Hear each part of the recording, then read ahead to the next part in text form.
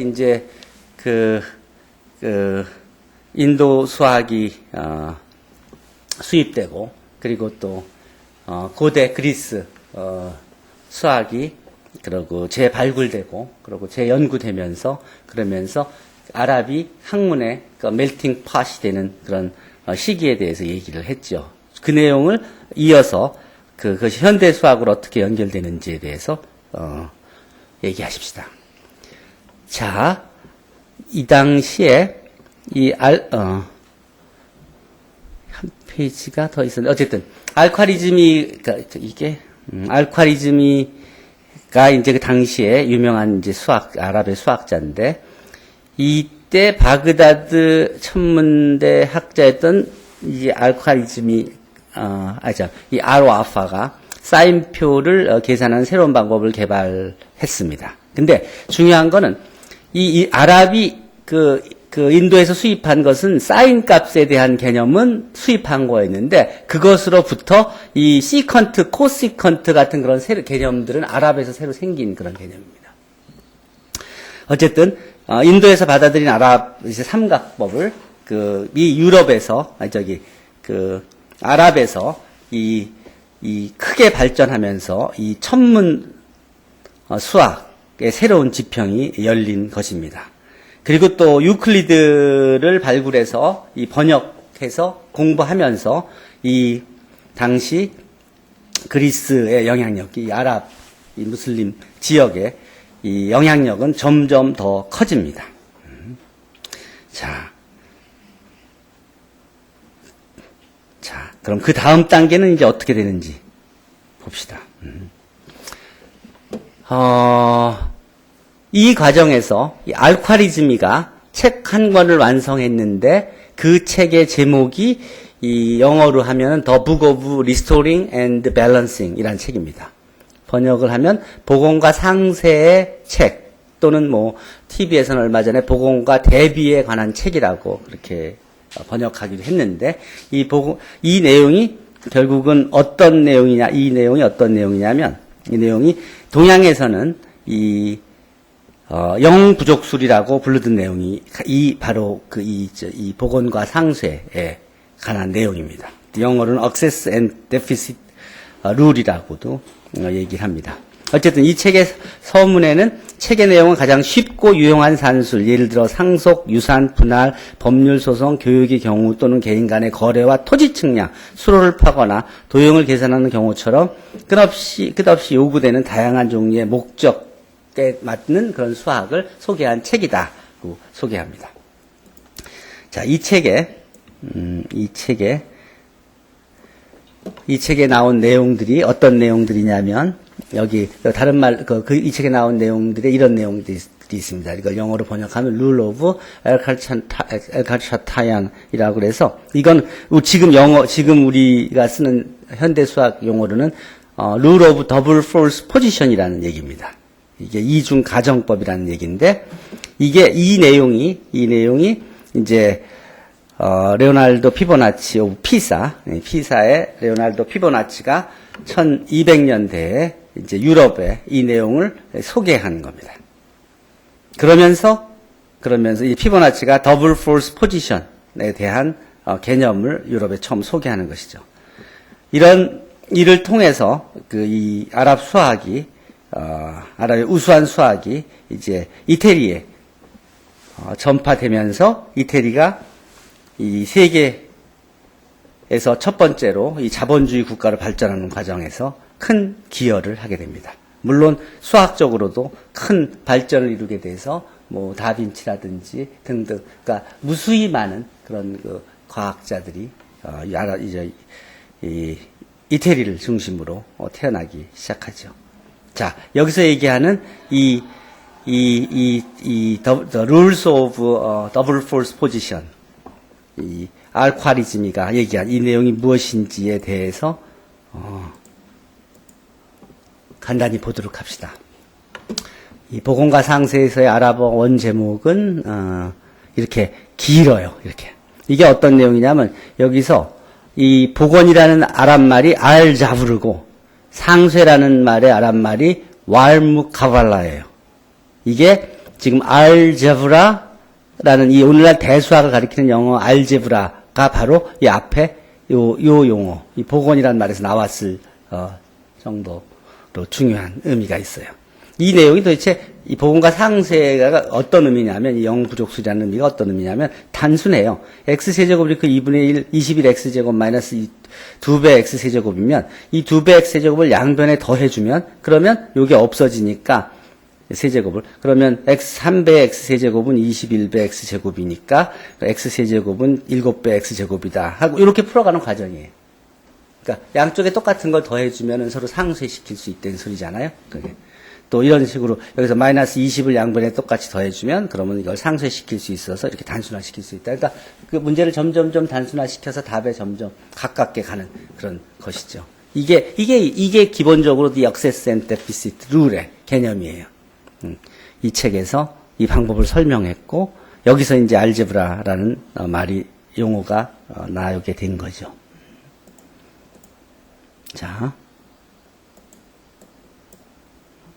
자, 이 영부족술에 대해서는 이 구장산술의 이 7장에서도 나와 있는데 그 내용이 바로 같은 내용입니다. 근데 이제 용어가 다르게 쓰여졌던 것이죠. 그러니까 이거는 벌써 언제적이냐면 이거는 기원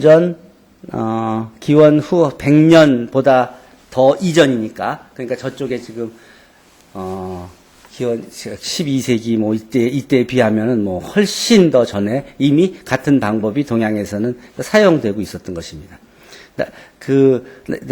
나도 그 영부족술이라는 이 용어가 무슨 의미인지를 그전에는 몰랐지만 그 서양 수학사를 보면서 영육이란 말을 내가 듣고서는 한참 잊어버리고 있다가 그 이상서 선생의 수리 책을 처음 보면서 저 영육이란 단어를 보고 내가 깜짝 놀라서 이제 그 다음부터 그쪽 공부를 좀 했는데 좀 이따 설명해 줄게요. 어쨌든 위의 내용이 지금 여러분들이 보면 아주 초보적인 방정식이지만 이게 엄청난 그런 그 의미를 두고 있었던 것입니다. 이제 대수라는 명칭 그대로 수를 대신해서 문자를 사용함으로써 방정식을 푸는 방법입니다. 여기서 이게 뭐 미지량을 x 또는 뭐 x제곱 뭐 이렇게 이런 식으로 미지량을 이제 그 변수로 이렇게 표시하고 그러고서는 그런 문제를 푸는 그런 과정이 이제 이 대수 수를 대신한다는 그런 의미로 엘제브라가 된 건데, 어쨌든 이 대수를 이 엘제브라를 수학의 독자적인 영역으로 독립시킨 최초의 책이 바로 알콰리즈미의 책입니다. 그래서 알콰리즈미는 우표에도 나와 있을 정도로 세계 수학사에 굉장히 유명한 사람입니다. 그리고 이 풀이 과정이 여러분들이 지금도 쓰고 있는 그 알고리즘이라고 한 어원을 제시하죠. 이 알콰리즘 이후에 아랍 대수학은 11에서 12세기에 걸쳐서 크게 도약을 하는데, 이때 오마르 하이암이라는 아랍의 수학자, 천문학자, 또 시인, 동시에 철학자가 어떤 일을 했냐면 기하학을 이용해서 3차 방정식의 해법을 찾아냈어요. 이 사람 자와 컴파스만으로는 3차 방정식을 풀 수 없다. 그 얘기를 했어요. 이 3차 방정식을 풀려면 원뿔 곡선이 필요하다. 이런. 코닉 섹션. 그래서 이 3차 방정식을 2py에서 x제곱을 2py로 치환한 후에 이 대입을 하면 이런 식으로 바뀌어지게 되고, 이게 바로 이 코닉 섹션의 하나인 쌍곡선을 가리키게 돼서 이 쌍곡선이 이제 만나는 그 점을 구하는 것이 바로 이 방정식, 3차 방정식을 해법이 된다는 걸 알아차린 거예요. 그래서 1차는 선분, 2차는 평면도형, 3차는 입체를 가리키는데, 하이엠은 평면기하학에서는 3차 방정식의 문제를 풀 수 없다고 주장하고, 그리고 이제 새로운 해법을 찾았는데, 유럽 수학자들은 이 의미를 알아차린 게 17세기나 돼서야 이 의미를 알아차리고 그런 식으로 수학 문제를 풀기 시작해요. 자, 오마르 하이암은 어떤 식으로 문제를 풀었냐. 어쨌든 그 위의 식이 이제 쌍곡선을 가리키는데 이 하이암은 이 쌍곡선에 x제곱일 그 EPy를 대치해서 그래서 이 포물선 사이에 교점을 구하는 방식으로 방정식의 근을 구한 것입니다. 이게 이제 방정식을 대수학으로 풀고 검증은 기하학으로 하는 그런 이제 대수학을 독립적인 영역으로 이제 끌어올린 그런 역할들을 한 셈이죠. 이게 나랍수학자에 대해서 이루어졌고, 그리고 이로부터 500여 년이 지나서 이제 페르마나 데카르트가 이제 해석기하학을 만들어냅니다. 이 해석기하학 여러분들의 보면 미적분학의 그 뒷부분, 애널리틱 캘큘러스 미적 그 뒷부분이 바로 이제 페르마나 데카르트가 이로부터 500년 후에 만든 그런 분야입니다. 거기에도 이제 여러분들이 코닉 섹션들을 보죠. 자, 그러니까 이런 사람들이 다 이 아랍 수학자들의 영향을 받은 거로 볼 수 있는 것입니다. 여기서 아까 얘기했듯이 그 영육, 이게 어디서 보게 되냐면, 이게 이상설 선생이, 이상설 선생이 어떤 사람인지는 알죠? 이 사람이 이분이 이제 우리나라의 최초의 그 외국인 관립, 근대 학교인 유경학원. 유경이 어떤 의미냐면 로얄 잉글리시 스쿨이라는 뜻이에요. 영어를 널처링 한다는 뜻이죠. 그래서 이게 19세기 말에 이제 개화를 하면서 이제 중국도 믿을 수가 없고 일본도 믿을 수 없는 상황이 되고 다른 유럽 국가도 마찬가지니까 그러니까 미국에 한번 이제 미국에 대해서 미국이 점점 그때 부밍하고 있으니까 미국에 이해할 사람들이 필요해서 이제 미국 대통령한테 좋은 교사를 한국에 보내달라고 공식적으로 부탁해요. 고종이. 그러니까 미국에서 그 교육부 장관이 우수한 그 교사를 추천해서 그래서 그 몇 사람이 같이 오게 돼요. 그때 처음 온 사람이 호머 허버트라는 사람이에요. 그 사람이 누구냐면 아이비리그의 다스마스 대학을 세운 사람의 그 자손이 자기 엄마예요. 그래서 자기는 다스마스 컬리지를 졸업하고 그러고 컬럼비아 대학에 있는 유니온 신학교에서 대학원을 다니고 있던 사람이에요. 그게 언제적 얘기냐면 1880년대 중반이에요. 그때 초반 1880년대 전반 부분이지. 그 사람이 당연히 이제 그 당시에 이제 올 사람이 보통 우수한 사람들이 이렇게 한국같이 낙후된 나라에 오지 않으니까 이제 선교하는 의미로 신학교 학생이 이제 그렇지만 신학교 학생이면 신학이 전공인 사람이라기보다 학부는 정상적으로 리버럴 수학, 물리학 다 배운 사람이란 말이에요. 그런 사람이 이제 한국에 처음에 오면서 자기 친구들 마찬가지로 그 유니온 신학교에 대학원 다니는 친구하고 또 다른 하고 3명이 와요. 그거는 이제 그 전에 선교사들하고는 완전히 달라요. 그 전에도 이화학당이라든지 뭐 이렇게 배제학당이라든지 뭐 이렇게 선교사들이 뭐 여기 와서 하는 사람도 있었지만 그때 선교사는 우리 지금 몰몬 선교사 이렇게 보듯이 대학교 나온 사람들이 아니고 그냥 그 학부도 안 나온 사람들이 선교하러 오는 사람들이 대부분이었던 때예요. 더군다나 그러니까 무슨 말인지 알죠? 학교 선생님이라기보다는 그냥 선교사였죠. 근데 이 사람들은 그야말로 선생님으로 온 사람들이에요. 대학을 졸업한 교사로서 온 사람들이에요. 이 사람들이 유경학원에 와서 가리킨 사람 1회 졸업생이 누구냐면 저기예요. 이완용이에요. 이완용은 어떤 사람이냐면 그 당시에 1870년대 과거를 붙어서 이미 중견 고위 공무원인 사람이에요. 그 유경학원이 어떤 데였냐면 학생 수의 절반은 그 고급 관리들 중에서 뽑고 나머지 절반은 신입생들을 우수한 신입생을 선발해서 그래서 가리키던 관립학교예요. 우수한 인재들을 모아놓고 가리키던 그런 학교예요. 어쨌든 그러고 나서 이완용은 거기서 영어를 배우고 그러고 나중에 워싱턴 DC에 있는 영사관에 파견돼서 미국의 서양 교육 시스템을 공부하고 와요.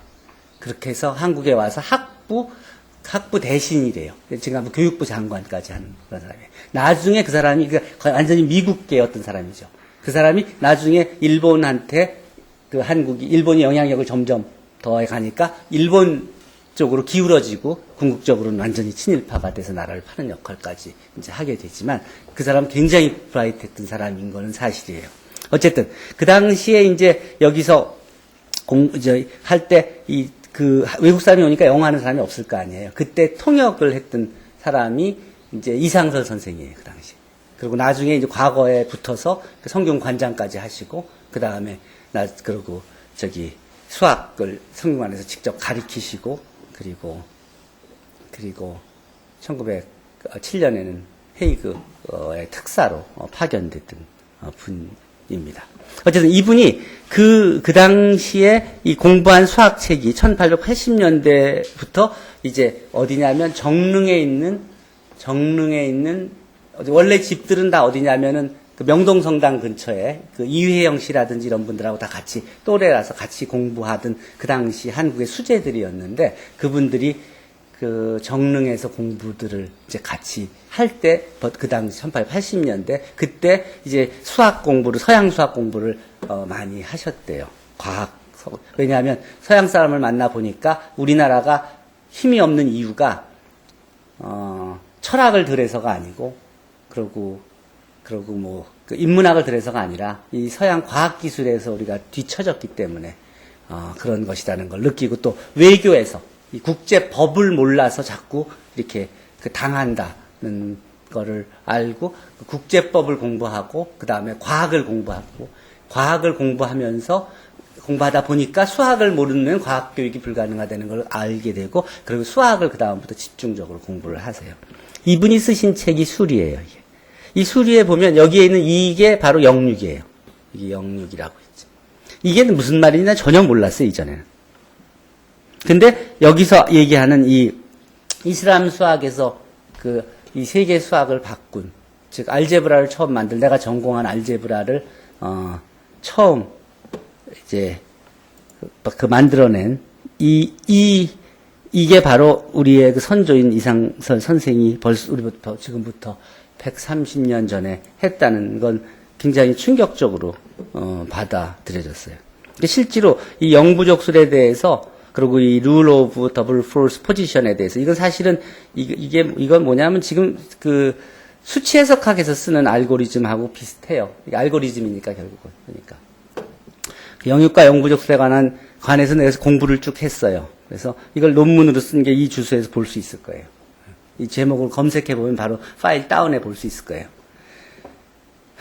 그래서 이게 옛날에 나오고 지금 안 하는 게 아니라 지금도 계속 이것을 활용되고 있고 이거에 대한 연구를 동서양에서 계속 하고 있어요. 동양은 동양대로, 서양은 서양대로. 왜냐하면 여기를 오리진으로 해서 각각 지금도 계속 사용되고 있는 그런 지식이기 때문에. 자, 그래요. 어쨌든 그래서 내가 저쪽 그 책을 다 번역을 하고 그래서 논문으로 소개했고 그것 때문에 그 최근에 몇 년 동안 계속 그 광복절 특집 같은 때 우리 과학자인 이상서 선생에 대해서 많이 소개가 된 거예요. 이상서 선생이 19세기 말에 수학과 과학에 기여한 내용들이 저걸 번역했기 때문에 저거를 얼마 전까지도 누구도 저걸 저 책을 저게 수학책인데 저걸 번역을 저게 무슨 뜻인지를 이해하는 사람이 아무도 없었어요. 책을 찾은 사람도 없었고, 저걸 간신히 찾아서 연구를 해서, 그래서 그걸 지금 우리말로 다 바꿔서 놨기 때문에 여러분들은 그걸 쉽게 볼 수 있게 되는 거예요. 어쨌든, 자, 지금 우리가 얘기하고 있는 지금부터, 거의 1000년 이상 전에 그 얘기가, 이게 남의 얘기가 아니야. 바로 지금 우리의 수학 얘기라는 것을 실감할 수 있을 거예요. 자, 어쨌든 당시 아랍 수학자들은 그야말로 멜팅 pot, 학문의 멜팅 pot이라고 할 수 있을 정도로 이 수많은 그런 다양한 소스의 그런 지식들을 흡수해서 종합 발전시킨 역할들을 했습니다. 자, 자, 알콰리즈미가 아랍 수학사에 미친 영향력은 이게 그 인도 아라비아 숫자라고 하는데 이 숫자가 처음에는 이제 인도에서 와서 아라비아에서 개선돼서 이제 알려졌잖아요. 그게 이제 아라비아 숫자로 잘못 알려졌었어요. 근데 그게 아니라 원래 오리진이 인도에서부터 시작됐어. 그래서 이제 인도 아라비아 숫자라고 하죠. 그전에도 여러분들 아라비아 숫자라고 그렇게들 1, 2, 3, 4를 배운 적이 있었죠. 어렸을 때. 나도 어렸을 때 아라비아 숫자라고 배웠어요. 그걸 계속 인도에서 주장을 해서 오리진이. 그래서 지금은 인도 아라비아 숫자라고 쓰죠. 그리고 또 그럼 이 사람들이 대수학만 했냐? 그렇지 않죠. 당연히 아까 얘기했지 대수학적 문제를 기하학을 이용해서 풀었잖아요. 그러니까 기하학을 그만큼 열심히 또 공부했다는 소리예요. 대수학은 창조시켰지만 이 기하학 분야도 그러니까 이 유클리드의 그 평행선 공리 같은 것도 이거를 공부를 이 오마르 카얌, 알투시 같은 이런 아랍의 수학자들이 열심히 공부를 했어요. 열심히 공부를 했어요. 그 기록들이 있어요. 결국은 그런 노력들에 기반해서 19세기에 이제 비유클리드 기하학이 탄생한 것이라고 볼 수도 있는 것입니다. 이 아랍 수학자들과 이 그리스 수학자들을 비교한다 그러면 그리스는 이 실험, 관찰, 응용 이런 부분을 좀 냉대했는데 비해서 아랍 사람들은 좀 더 현실적인 문제들에 대해서 그걸 간과하지 않고 그리고 실제 수학을 활용했다는 그런 차이점을 볼 수 있다고 합니다. 이 인류 문명의 시작점이라 수많은 지혜와 지적 유산을 전파하고 그러고 발전시킨 이 이슬람 이 정신 속에 이제 유럽의 르네상스를 꽃피운 그 뿌리가 이제 있다고 지적한 것입니다. 이 5,000년 전에 그야말로 그 세계 문명의 중심에 있었던 이 아랍 세계, 사실은 여기서 아랍이라고만 할 수 없는 게, 이 아랍이 이제 미들 이스트라고 불릴 수 있고, 그 다음에 우리 같으면 파이스트죠. 거기다 또 인도까지 있죠. 그러니까 이 중동, 인도, 아시아, 이쪽이 사실은 세계 역사 5,000년, 이게 문자, 그러니까 문자가 시작된, 기록이 시작된 게 한 5,000년 전으로 보는데, 그때부터 지난 한 4,800년간은 세계의 중심은 사실은 이쪽에 있었고, 유럽이 세계에 와서 이 제국주의로 아시아를 침범하고 그리고 아프리카라든지 뭐 다른 아메리카를 하고 한 것은 사실은 몇백 년 되지 않죠. 그래서 그러고서는 문화적으로 이 세계를 장악한 것은. 그런데 지금은 이제 이 이슬람들이 그 당시에 이 영화는 잊혀지고 이슬람이 굉장히 부정적으로 받아들여지죠. 온 세계에. 테러라든지 뭐 등등 그런 용어. 근데 이런 게 어디서 시작된 거냐면, 이 십자군 원정이 있기 전에는 유럽은 아랍을 리스펙트하고, 그러고서는 서로 적당히, 또 아랍도 유럽을 적당하게 존중하는 상태가 유지했었는데, 점점 아랍이 이게 강화되면서 지중해를 장악하고, 지중해를 사용하는 통행료 같은 거를 이제 세금을 과하게 징수하면서 유럽 사람들이 이제 그것을 부담스러워하면서 이제 힘으로 이제 아랍을 이겨서 결국은 지중해에 대한 제해권을 갖겠다고 이제 싸움을 시작한 게 십자군 원정이잖아요. 그래서 직접 인도와 또 아시아와 교역을 하겠다고. 이 전쟁이 이게 몇백 년을 끌지요. 이 전쟁을 거치면서 서양과 아랍이 이제 실제로 적군이 되죠.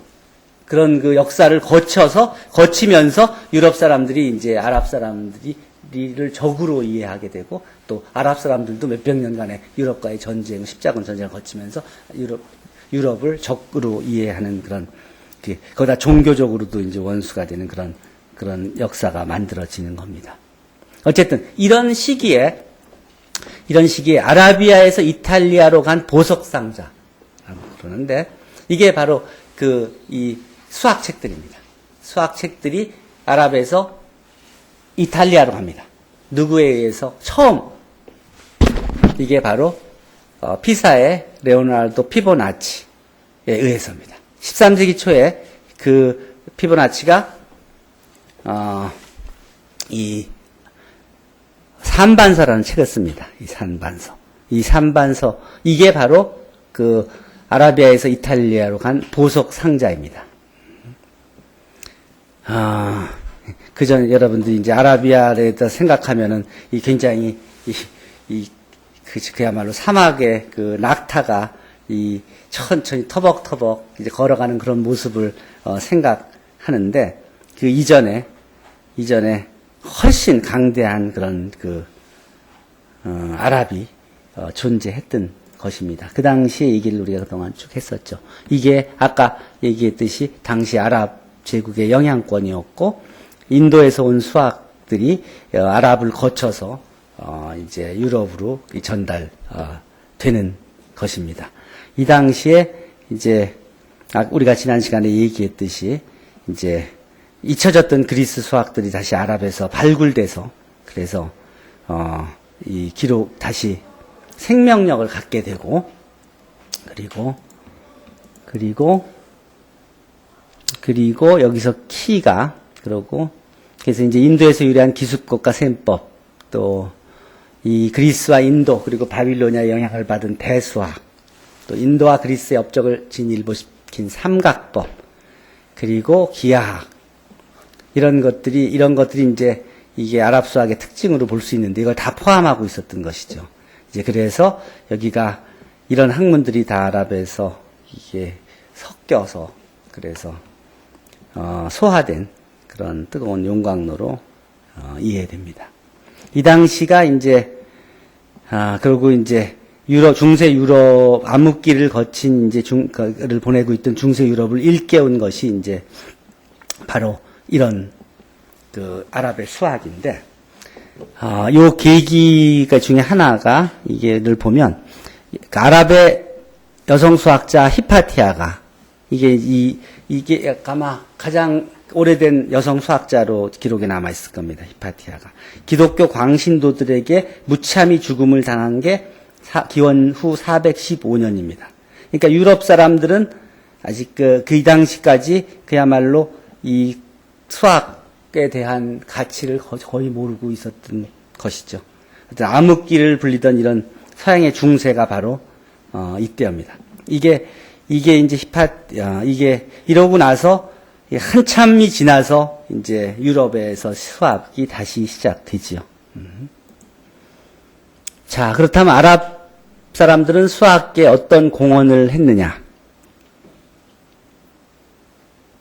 이 사람들이 이게 그 무역을 장악하고 그 경제 수준이 높아지면서 그러면서 이제 유목민이 도시에서 머물러 살게 되면서 그러면서 이제 병이 많이 생기고 하니까 이제 그리스나 로마의 의사들을 많이 초빙해서 치료도 받고 이제 그러면서 그래서 그렇게 그런 그 온 지식인들이 아라비아 청량들에게 이제 학문과 교양을 가르치면서 이제 그 아랍 문명하고 그 이전에 로마 문명이라든지 그리스 문명이 섞이게 되는 거고 그런 과정에서 이제 유클리드의 원론도 발굴이 되고 그것이 번역도 되고 그런 겁니다. 이러면서 이렇게 아랍 사람들이 차분하게 도시화되면서 공부를 하면서 그러면서 동방의 인도와 서방의 그리스 문화 그리고 등이 다 이쪽 그 아랍 제국에서 섞이게 되는 겁니다. 자, 그리고 지난 시간에도 얘기했듯이, 그래서 이런 그 과정에서 이제 아바쿠스가 아시아로 수출되고 또 필산법이 이제 아시아에서 아랍으로 들어오고 그러면서 자연스럽게 이제 이 필산법이 핫 이슈가 됩니다.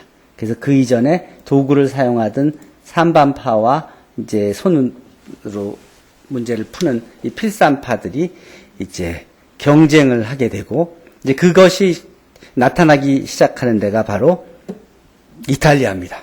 이탈리아. 15세기의 르네상스 종교개혁, 그 전에 13세기의 십자군 시대에 이제 들어서면서 그러면서 이게 이 중세 유럽은 뭐 인쇄술도 없고 그리고 책을 읽을 줄 아는 사람, 책을 읽을 줄 아는 사람도 별로 없고 책도 별로 없고 하니까 이 지식을 수도원에서 독점하고 있었죠. 그러니까 그리고 그 사람들이 권위를 가지고 그리고 통제를 하고 있었고 그리고 일반인들은 지식에 접근하지 못하니까 정보에 접근하지 못하니까 그냥 발전이 정체된 대로 오랜 시간을 끌고 있었던 것이죠. 근데 그렇게 오래 살다 보니까 이 아랍이 자꾸 발전하고 거기서 오는 과학기술이, 높은 과학기술 지식들이 옮겨오니까, 그리고 그러면서 점점 저쪽은 강대국이 되니까 이래서는 안 되겠다 그래서 이제 전쟁을 일으키면서 왔다 갔다 하면서 점점 그 과학기술의 발전에 눈이 띄게 되고, 그러면서 유럽 사람들이 이제, 유럽 시민들이 이제 그렇게 느낀 그 변화를 행동으로 옮기면서 이제 15세기의 르네상스 종교개혁 시대가 일어나는 것입니다. 이제 십자군 원정을 통해서 비로소 서양 사람들은 동양의 과학 문명이 서양보다 앞서 있다는 것을 알게 됐고, 그리고 이제 이탈리아의 3대 항구 도시가 이 십자군을 수송하면서 상업적으로 크게 번성하고, 이 십자군을 수송하니까 군인들을 태우고 거기 갔을 거 아니에요? 그리고 군인들 거기서 많이 죽을 거 아니에요? 그 빈배로 올 거 아니야? 그 빈배에다가는 그 아랍의, 그 아시아에서 온 물건들을 싣고 오면서 당연히 그 무역항이 이제 경제 중심지가 되는 것이죠. 지식도 거기에 쌓이고. 그래서 이 당시에 이제 그 중요한 그런 그 십자군 수송에 중요한 역할을 했던 도시가 베네치아, 제노바, 피사가 됩니다. 그러니까 자연스럽게 그 다빈치 같은 사람이 태어날 수 있는 환경이 마련되는 것이죠. 자, 어쨌든 여기가 이제 그 피보나치가 그래서 쓴 그런 아랍의 명절을 이제 이해하고 쓴 책이 리버 아바치 산반서가 되고, 거기에서 이 책 안에 있는 내용들이 바로 이런 인도 아랍의 숫자를 읽는 방법, 쓰는 방법, 덧셈, 뺄셈, 곱셈, 비례, 환전, 뭐 믹스드 캘큘레이션, 문제 해결, 가정법, 제곱법, 세제곱근을 구하는 방법, 뭐 등등 이런 식으로 여기서 그 전에도 얘기했듯이 필산파와 산반파가 이제 경쟁하는 그런 모습이 이렇게 기록으로 남아 있죠. 어쨌든 이때 이제 이 아라비아 숫자가 적힌 레오나르도 피보나치의 산반서, 이게 이제 그 서양 수학의 시작이라고 볼 수 있는. 그러니까 이전에는 서양 수학이 멈춰 있었다고 하는 거예요. 그러니까 서양 수학의 역사가 그렇게 길지 않다는 거예요. 여러분들이 수학사 그러면 다 서양 수학 5,000년을 배워왔다고 하면 실제 서양 수학의 시작은 여기서 시작된 거예요. 그러니까 지금 그 동양이 수학을 부지런히 하면서 캐치업하고 또 그 유럽 수학을 넘어가는 것이 불가능하지 않다는 거예요.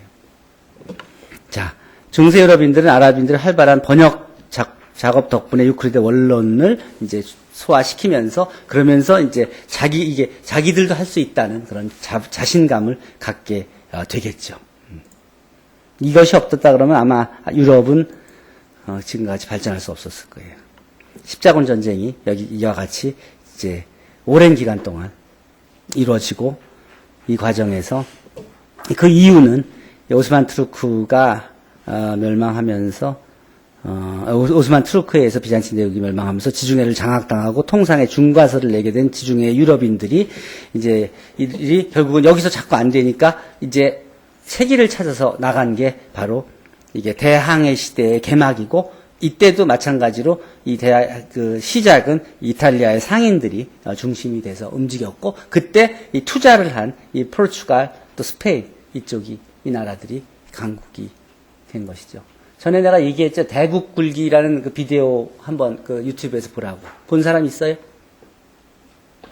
어느 나라 봤어요? 1회에 있던 그 정복하는 거. 포르투갈이 정복하는 거. 어떤 거 기억나요? 포르투갈. 대국 굴기 포르투갈 편에서. 거기 남아메리카.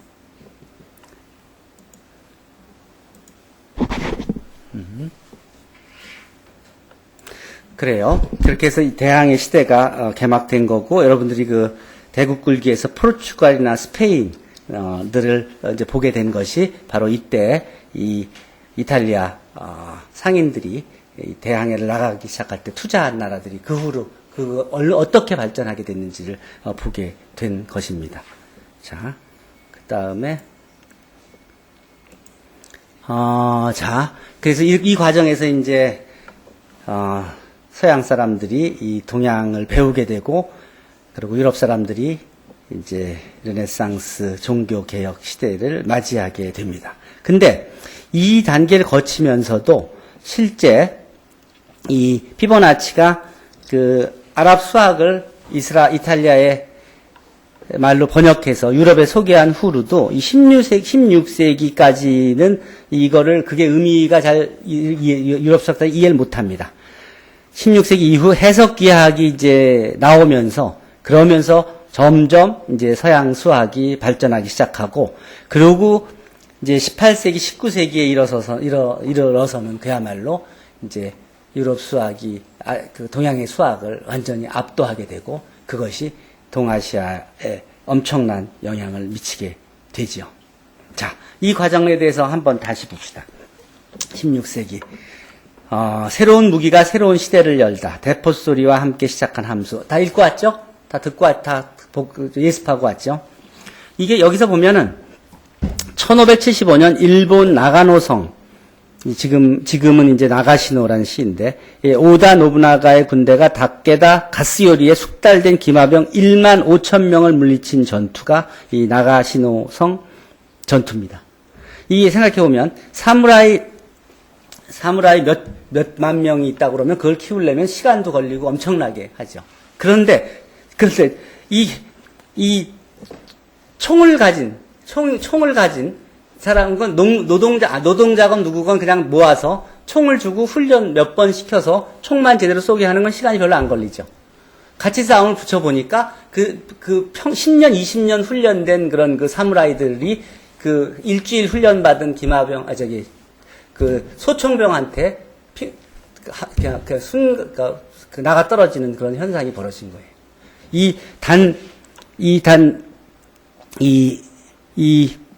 당시로서는 기록적인 1만 6천 명의 전사자는 이 전투는 총을 가진 보병부대가 잘 훈련된 기마부대를 대파한 전투로서 군사 전술의 변화를 가져온 아주 중요한 사건이 됩니다. 이건 어디서 이런 일은 왜 벌어졌냐면 1543년 포르투갈 상인에 의해 다네가시마에 전래된 철포, 이게 대포라면 지금 대포 캐논입니다. 캐논. 이것이 일본 열도에선 100여 년간 지속된 전국 시대를 마감시킨 총매제가 되었고 이 철포를 효과적으로 이용한 오다 노부나가는 일본 제1의 장군, 쇼군이 되었고 이 오다 노부나가의 부하였던 도요토미 히데요시가 바로 일본의 전국 시대를 마감시키고 그다음 그 남아도는 그런 그 군사력을 이용해서 우리 조선을 침략해서 임진왜란을 일으키고 그리고 약탈을 해가는 겁니다. 여튼 그렇다면 이 과정에서 수학은 어떤 역할을 했었나 생각해 보도록 합시다. 그리고 일본의 경우는 이 임진왜란 전에는 이 시기 전에는 수학이 전혀 기록이 전혀 없는 수학적인 컨트리뷰션이 거의 없었던 나라였습니다. 이 임진왜란 때 한국에서 조선에서 가져간 산서들을 공부하면서 비로소 그 일본 수학이 시작된 것입니다. 자, 그럼 이 과정에서 이 대포하고 이 다음 단계의 수학인 미적분하고 어떤 관계가 있느냐? 이 미적분은 주로 이제 그 이전의 것은 이제 멈춰 있는 그런 오브젝트들을 공부하는 수학이라고 한다면 미적분은 이 움직이는 즉 속도, 가속도를 공부하는 거잖아요. 그러니까 움직이는 물체에 대한 연구를 하는 수학으로 바뀐 겁니다. 이게 그런 의미가 있는 겁니다. 17세기 이후 기하학, 대수학, 확률론, 통계학, 미적분학, 해석학의 이 발전은 그야말로 온 세계를 혁명적으로 바꾸게 되는데 이 과정에 수학이 이 사회 발전에 어떤 기여를 했는지를 몇 가지만 예를 들면 그러면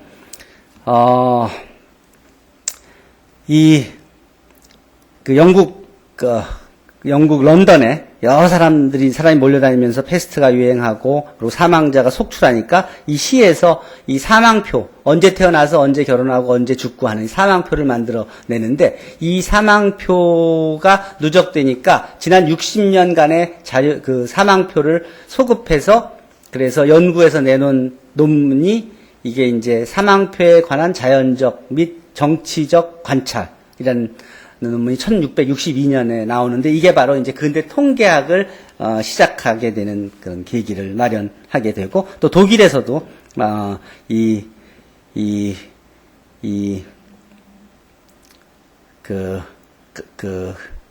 내셔널 국세라는 시츄에이션 인 어 스테이트 나라의 이 국가 상황들, 그 국가 상황을 파악하기 위해서 데이터들을 모아서 정리하면서 이게 이제 국세학이라는 그런 강연을 1660년대에 하게 되는데, 이게 이제 지금 현재 쓰고 있는 이제 스테이티스틱스, 스테이트, 나라에 대한 그런 그 자료들에 대한 연구, 그래서 스테이티스틱스라는 용어로 사용되게 됩니다. 근데 궁극적으로 지금 이제 우리가 쓰고 있는 사회 통계학은 이 영국에서 되어온 통계학이 중심이 되고 있습니다. 용어는 독일 용어를 사용하고 있지만. 어쨌든, 이게 이 당시가 얼만큼, 17세기가 얼만큼 다이내믹한 시기였는지를 보여주는데, 이 17세기에 이 런던 대화재가 나서, 이 런던의 3분의 2가 다 타버립니다. 이렇게. 완전히 도시가 다 잿더미가 됩니다. 그래서 이 잿더미, 그렇지만 그 당시 영국은 굉장히 부밍하는 나라니까, 그렇게 돈을 막 세계에서 벌어들일 때니까, 그러니까 이 사태를 기회로 완전히 도시를 다 재정비하고 다시 이제 완전 새로운 도시를 만들어낸 겁니다. 그걸 기념하는 이 런던 대화재 기념비가 이렇게 쓰여져 있고, 이게 아마 여기 템스강 옆에 있는 요거 겁니다. 그러면서 오히려 더 선진화된 그런 멋진 도시로 태어나고 세계 금융의 중심이 되고 하죠. 이 화재가 나오면서 이제 생기는 게 화재 이제 보험입니다. 이런 상황에도 우리가 안전하게, 편안하게, 안심하고 살 수 있도록. 이 화재 보험이, 그래서 이제 영국이 보험의 중심이 되고, 보험의 시작을 하게 되고, 이제 그러고 애철이라는 직업이 생겨나게 되는 겁니다. 이 화재보험의 성공에 이어서 이제 이 생명표를 근거로 해서 The Law of Large Number에 입각한 사망 확률을 파악하게 되고, 이를 근거로 해서 생명보험이 나오게 됩니다. 그리고 이제 보험회사들이 자리를 잡게 되면서 이제 건강보험, 자동차보험, 뭐 운전보험, 운전자보험, 상해보험, 종신보험 뭐 등등 여러 가지 해상보험 등 재보험, 리인슈어런스 등 연금, 펜션 등등 다양한 상품들이 개발되죠. 우리나라에서도 교육보험 같은 게 개발되고 하듯이 여러 나라에서 그 상황에 맞는 이 보험 계리 이 보험회사는 상품을 개발하는 데가 공장이 아니라 이 보험 상품을 개발하는 건데, 여기서 보다시피 확률에 근거해서, 그래서 계산이 필요하기 때문에 대부분 그 일들을 계리인이라고 불리우는 수학 전공자들이 하고 있습니다. 한국의 경우에는 2014년 기준으로 보험료 수입 기준으로 세계 8위의 보험 강국입니다.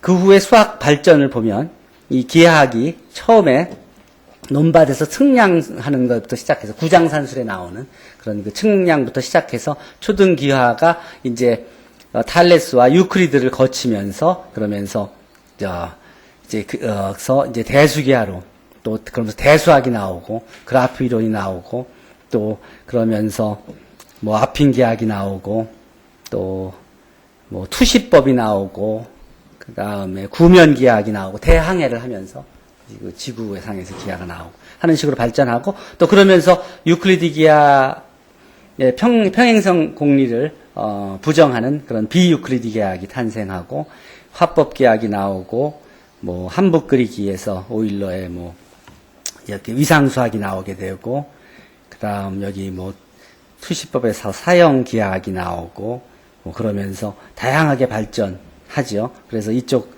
유클리드, 비유클리드가 거치면서 파운데이션 오브 매스매틱스가 또 이쪽 기하학 표현에서 컴퓨터가 들어오면서 컴퓨터 그래픽, 그 다음에 뭐 여기에 뭐 디퍼런셜 지오메트리, 미분기하학이라든지 뭐 알제브릭 토폴로지라든지, 어쨌든 펠릭스 클라인이 이제 현대 기하학의 계기를 마련하고, 뭐 프랙탈, 카타스트로피 이론, 그 다음에 이제 이걸 또 묶는 카테고리 이론이 나오게 되고 하죠. 내가 여러분 나이 때 처음 접한 게 이 카타스트로피 이론이었어요. 새로운 그런 수학을 그때 이게 70년대 말에 처음 카타스트로피 이론, 르네톰의 이 책이 한국에 소개되면서 그때 처음으로 수학이 다른 사이드도 있다는 걸 그때 난 알게 됐어요. 여기서 재밌는 얘기 하나 하고 마무리를 짓게요. 오늘은 요한 베르누이라는 유명한 수학자가 있죠. 매스 지니올로지에 가서 보면은 베르누이를 한번 검색해 보면은 얼만큼 폭넓게 그 제자를 가지고 있는지 알게 될 겁니다. 어쨌든 이 사람이 요한 베르누이가 당시에 아주 거물 수학자인데, 이 사람이 당대 이름난 수학자들 많은 퍼스트 클래스 매스매티션한테 편지 하나를 보냅니다. 편지 하나를 보내서 문제를 하나 담아서, 이 문제를 통해서 우리는 어린아이와 어른을 가려낼 것입니다. 정답을 맞히는 이에게 영원한 명성이 따를 겁니다. 하고 마감 기한을 6개월을 줘서 편지를 보내줍니다. 17세기에 독일, 스위스, 프랑스 등 유럽의 내노라는 수학자들이 이 편지를 받고 이제 풀어서 답을 보내기 시작합니다. 그 중에 라이프니츠가 당연히 그 중에 한 사람이고 답을 풀어서 냅니다. 그 사람이 답을 맞춥니다. 그 질문은 뭐였냐면, 높이가 다른 두 점 A, B가 있는데 A와 B를 연결하는 물체를 가장 빨리 내려오게 하는 선, 즉 최단 강하선이 무엇인가? 즉 여기서 물건을 굴려서 제일 빨리 오게 하는 곡선, 그걸 찾는 문제를 냅니다. 직선은 물론 답이 아니죠. 많은 사람들이 답을 냅니다. 라이프니츠가 답장을 내고 정답을 맞춥니다. 몇몇 사람이 정답을 냅니다. 근데 자기가 보낸 여러 수학자 중에서 한 사람이 답이 계속 안 와서 베르누이가 이제 기다립니다. 이 사람이 분명히 그 답을 알 텐데 답장 안 보내고 있다. 그래서 6개월이 지났는데도 답을 안 보내니까 베르누이가 마감 기한을 연장해서까지 기다립니다. 그 사람이 누구였냐? 그 사람 영국의 수학자인데 답을 기다리고 있던 그 사람은 그 편지를 본 순간 하룻밤 만에 그 문제를 풀고, 그걸 베르누이한테 답장 보내지 않고 자기가 푼 답을 영국 왕립학교 회보에 익명으로 발표해버려요. 그 문제에 대한 답을. 이 베르누이는 나중에 이 학회의 회보에 발표된 이 논문을 보고 이게 누가 이걸 발표했는지 금방 알아차립니다. 그리고 그때 한 말이, 사자는 발톱만 보고도 안다고. 바로 이 답을 낸 사람은 당연히 당시의 위대한 영국의 아이작 뉴턴이라 하는 것을. 이때 이 문제를 푼 사람들, 이 정답을 푼 사람들의 대표적인 사람이 바로 뉴턴하고 이 라이프니츠입니다. 이제 이 사람들이 이거로 인해서 수학사에서 가장 치열한 대결을 벌이게 됩니다. 가장 빠른 이 최단 강하선을 구하는 문제가 바로 이걸 찾는 문제를 이해한다는 것이 바로 미적분을 이해한다는 말하고 같은 뜻입니다. 베르누이는 여러 인류 수학자들한테 이 미적분을 알고 있는지 아닌지를 물어본 것이었습니다. 이게 의미는 움직이는 세계에 대한 연구의 시작입니다. 이 연구를 통해서 이 정적인 대상만을 연구하던 수학이 마침내 움직이는 대상에 대한 연구로 바뀝니다. 이게 바로 대포에 대한 연구를 포함하는 겁니다. 이게 포물선으로 가는 이 대포에 대한 연구. 그러니까 당연히 이 시대에 이런 수학이 핫 이슈가 될 수밖에 없고, 이것의 향상이 지금 미사일을 어떻게 보내냐, 지금 대륙간 탄도탄을 어떻게 보내냐 하는 그런 문제와 같이 이 당시에는 가장 중요한 그런 국가 과제이기도 했던 것입니다. 이 당시에 그럼 다른 사람들이 누가 또 있냐 하면은 이 두 사람 외에도 갈릴레이, 케플러, 섹스피어, 몽테뉴가 한창 활동하던 17세기에 르네 데카르트는 철학자였습니다. 나는 생각한다, 고로 존재한다. 디바이드 컨커. 이 데카르트가 왜 수학에서 등장하냐면, 이 데카르트가 바로 여러분들이 많이 이건 봐서 알죠. 침대에서 누워서 공상하면서 시간을 보내는, 이 사람이 몸이 좀 약해서 누워있는 시간이 많았는데, 그러면서 이 위에 있는 한 점을 어떻게 표시하면 좋을지, 이제 그냥 저게 왼쪽에 가깝다 또는 오른쪽에서 중간쯤이다 이렇게 얘기하는 것을 좀 정확하게 표현하기 위해서 여기다가 이렇게 금을 긋고, 여기서부터 5번째로 오른쪽으로 가서 3번째 위로 3번째 유니트만큼 오른쪽으로 올라가면은 어떨까, 이런 식으로 표시한다면 이 위치, 이 기하학적인 이런 오브젝트들의 포지션을 다 이 숫자로 표현할 수 있지 않을까 생각한 게 이 데카르트, 그래서 카르티지안 코디네이트, 데카르트 좌표계, 카르티지안 코디네이트가 바로 여기서 나온 겁니다. 이런 수학들이 다 이 당시에 나온 거예요. 다 유럽에서. 이것은 이것은 액체의 부피, 가격의 순간 변화, 시시각각 변하는 대기압에 대해서도 다 적용할 수 있는. 그러니까 이 수학이 이제 완전히 발전하는 그런 시대로, 움직이는 수학을 다룰 수 있는 시대로 이제 점점 들어가는 겁니다. 라이프니츠도 물론 미분이 점점 중요해진다는 것을 이해했고, 이 라이프니츠는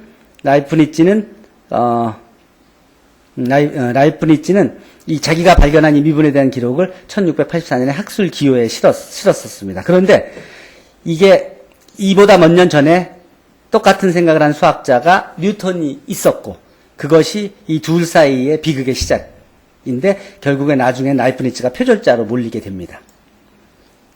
자, 이 당시에 또 행성은 타원으로 돈다는 걸 케플러가 밝혀냈고, 또 어느 등등. 어쨌든 이런 것들을 수학적으로 이해하기 위해서 뉴턴은 미분을 사용했는데, 이 뉴턴이 그때 쓴 용어가 프럭션, 유율입니다. 유율. 1665년 그런 속도에 대한 변화율을 유율이라고 정의했는데, 이 라이프니츠보다 10년 먼저 이거를 발표한 겁니다. 뉴턴은 미분의 개념을 발견한 지 20년 만에 동료들의 권유로 한 권의 책을 출판했는데, 이게 프린시피아입니다. 이 책은 200년에 걸쳐서 지금도 읽혀지고 있는 스테디셀러고, 이 책의 원래 제목이 자연철학에 관한 수학적 원리입니다. 이 책에는 미적분이라는 용어를 거의 사용하지 않지만 미적분을 이해하지 못하면 쓸 수 없는 그런 책입니다. 이거에 대해서 프럭션, 이게 뭐냐면 미국의 가장 오래된 대학 하버드 대학이 1781년에서 1807년 사이에 133개의 학위 논문이 수학과 관련된 주제로 발표되어 있다고 했는데, 이 중에서 나머지는 다 천문학 논문이었고, 이 중에 7개만이 수학 논문이었는데, 이 수학 논문이 전부 다 이 유율에 대한 논문이었습니다. 유체의 유율법에 관한 논문이었어요. 그러니까 하버드 대학이 처음에 수학을 한다고 했을 때는, 수학 교수가 수학을 가리키고 수학 연구를 할 때는 다 여기에만 매달려 있었던 겁니다. 그러니까 미적분학밖에 없었다는 거죠. 무슨 말인지 알죠? 하버드 대학의 1800년에는 미적분학이 가장 높은 수준의 연구였던 거예요. 여러분들이 배우는 뭐 위상수학이고 무슨 뭐 미분계하고 무슨 뭐 이런 거는, 그런 거는 행렬이고 이런 거는 다 생각도 못할 시대였던 거예요. 어쨌든 데카르트는 좌표에서 기하, 수가 합쳐질 수 있는 가능성을 발견했고, 그리고 이전에 이 기하학적으로 이 원이 이렇게 정의된 원을 이 식으로 말하면 x제곱 플러스 y제곱, r제곱을 이렇게 표시할 수 있고, 이렇게 이게 그 기하학적인 도형이 바로 이렇게 수식으로 변한 겁니다. 이게 대수학 그리고 수로 바뀌어지는 겁니다. 이러면서 수학이 발전하는 겁니다. 어떤 기하학 문제도 특정한 직선의 길이를 알기만 하면 간단하게 표시될 수 있다. 여기서 바로 좌표식의 의미를 얘기하는 겁니다. 자, 이때 이 당시에 아까 얘기했듯이 아이작 뉴턴과 라이프니츠가 얼만큼 위대한 사람이냐면, 지금 하노버 대학이 2008년부터 이름을 바꿨습니다. 라이프니츠 대학으로. 옛날에 하노버에 있는 하노버 대학이 지금은 라이프니츠 대학입니다. 이 라이프니츠 이 하노버 시에 가면 라이프니츠라고 이름이 붙은 연구소만 무려 30개가 있고, 그리고 거기에 박물관도 있고, 이 박물관에 가면 이게 그 당시에 거기에 있는 그 기상입니다. 이게 우리나라에서 성균관대학교에서 1960년대, 70년대 실험 기자재로 쓰던 계산기입니다. 이건 하노버에 있는 라이프니츠 박물관에 있는 그런 거. 이 계산기입니다. 이게 뭐냐면, 덧셈, 뺄셈, 곱셈, 나눗셈 하는 계산기예요. 숫자 2개 주고, 덧셈 하고, 한 번 돌리면, 그러면 한 번 더 해주고, 2번 돌리면 2번 더 해주고. 곱셈으로 바꾸고, 한 번 돌리면, 앞으로 돌리면 곱셈이 되고, 거꾸로 돌리면 나눗셈이 되고. 옛날에 수학을 해서 수학과에서 이런 실험 실습을 하면, 군대 갈 때 군대를 연기하는 혜택을 줬고, 이 실험 실습을 안 하면은 군 병역 혜택을 안 줬대요. 어쨌든 이게, 이거 우리나라에서 이게 1960년대 하이 테크놀로지였던 거예요. 어쨌든, 라이프니츠는 수학, 철학, 과학 모두 뛰어났지만 그 어떤 분야에서 체계적인 논문을 남겨놓지는 않았습니다. 원고는 10만 쪽이 넘게 많이 있는데, 거기에. 이 원고 중에서, 그 사람이 남겨놓은 그 자료 중에서 발표하기에는 뉴턴한테 받은 2통의 편지가 있는데, 거기에 그게 이제 그게 뉴턴의 아이디어를 라이프니츠가 그걸 보고 복사해서 이제 그걸 활용해서 만들었다고 오해를 사게 됩니다. 라이프니츠는 서툴렀고 뉴턴은 수줍었지만 정치적으로 노예했다. 둘 다 천재였지만 라이프니츠가 발표한 미적분 이 논문 이 논문을 발표할 당시만 해도 뉴턴과 라이프니츠는 둘 사이에 아무 문제가 없었는데 이게 라이프니츠가 쓰던 노테이션들이죠. 근데 18세기에 들어서면서부터 라이프니츠와 뉴턴의 싸움이 대륙과 영국 학계 간의 대립으로 번졌고 이것이 10여 년간의 계속된 논쟁이 바로 이게 현대 수학사에서 가장 열띤 이런 수학 전쟁이었죠. 라이프니츠가 영국 왕립학교에 이게 도대체 누가 먼저 했는지 공정하게 밝혀달라고 청원을 했는데 그 이유는 17세기에는 이 영국 로얄 소사이어티, 런던 소사이어티 오브 잉글랜드가 유럽 학문의 중심이었기 때문에 여기에다 맡겼고 뉴턴 라이프니츠가 다 이 영국 왕립학회 회원이었습니다. 근데 라이프니츠는 당시 일반 회원이었고 뉴턴은 1703년부터 25년간 회장을 하고 있을 정도로 높은 영향력을 가지고 있는 사람이었고 조사를 하고 나서 결론은 연구는 뉴턴이 먼저 최초의 논문 발표는 라이프니츠가 먼저 했다. 그러나 미적분학의 발견자로서 공로는 둘 다에게 있다. 했지만 결국은 뉴턴이 먼저 한 걸로 결정이 난 것이죠. 뉴턴은 그 후에 그야말로 학자로서 누릴 수 있는 최고의 영광을 다 누리고 지금도 존경받죠. 라이프니츠는 이 왕립학회 결정의 충격에 빠져서 건강을 잃고 1716년에 세상을 떠나는데 이 장례식도 이 한 명만이 와서 자기 그 장례식을 치렀을 정도로 이 고독하게 지냈던 것입니다. 라이프니츠는 좀 노년이 좀 불우했었던 것이죠. 그래요. 이렇게 해서 미적분학이 그렇게 태어난 겁니다. 이 미적분학이 태어나고 나서 그야말로 우리가 이제 여기까지 한 거죠. 그 미적분학이 이 과학기술, 이 전쟁을 포함해서 이 과학기술 발전에 앞으로 엄청난 영향을 미치게 되죠.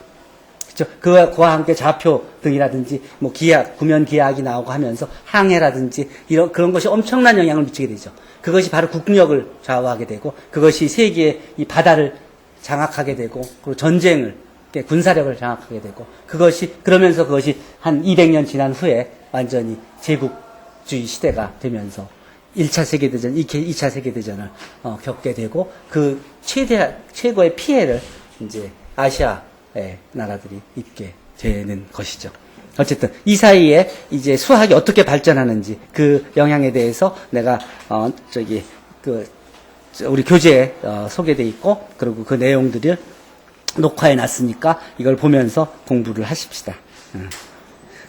이어서 중간고사 보기 전까지 이 내용들 다 커버하도록 할 테니까 공부하면서 계속 캐치업 하도록 하세요. 자, 질문 있습니까?